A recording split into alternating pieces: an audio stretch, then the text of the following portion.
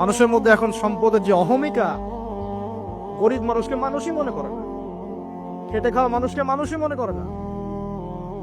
রিক্সাওয়ালা, যারা নিম্নবিত্ত, নিম্ন মধ্যবিত্ত, চা বিক্রি করে, পানের দোকান করে, হালাল খায়, কৃষক, এই মানুষগুলোকে এখন বড় লোকের মানুষই মনে করে না। যাকাত তো দেয়ই না, যাকাত তো তার উপরে ছিল ফরজ, ওই যাকাত তো দেয়ই না যে এই খাবার তার কাছে পৌঁছাবে। উল্টা কিভাবে তাদের সম্পদ লুটে বুটে খাওয়া দেয় সেই বুঝ। এবার দিলেও যে কত শর্ত, বাপরে বাপ।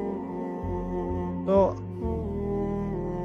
কিছুটা মনের কষ্ট থেকে বললাম কথাগুলো আর কি, যে আসলে আপনি যখন কোরআন এবং সুন্নাহর জ্ঞানী হবেন না, তখন অন্যকে সম্মান দিতে পারবেন না। আমরা বড় বড় স্লোগান দিই যে অমুক অমুকের সেবক, অমুক অমুকের সেবক। আসলে সেবা সত্যিকার অর্থে করছি? আল্লাহ পাক তার রাসূলের মাধ্যমে জানিয়েছেন, এই হাদিসটা একটু শোনেন তারপর সামনে যাই। আল্লাহ পাক তার রাসূলের মাধ্যমে আমাদেরকে জানিয়েছেন, শোনো, আলা কুল্লুকুম রাইন, তোমাদের প্রত্যেকে হচ্ছে দায়িত্বশীল। তোমাদের প্রত্যেকেই দায়িত্বশীল। কেউ পরিবারের দায়িত্বশীল, কেউ ব্যবসা প্রতিষ্ঠানের দায়িত্বশীল, কেউ তোমার চাকরির প্রতিষ্ঠানের দায়িত্বশীল, কেউ সামাজিক দায়িত্বে আছো, কেউ প্রশাসনে, কেউ পররাষ্ট্র ইত্যাদি।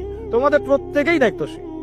কুল্লুকুম রাইন ওয়া কুল্লুকুম মাসউলুন আন রাইয়াতি, এবং তোমাদের প্রত্যেককে যার যার দায়িত্ব সম্পর্কে আল্লাহ কিয়ামতের মাঠে জিজ্ঞাসা করবে।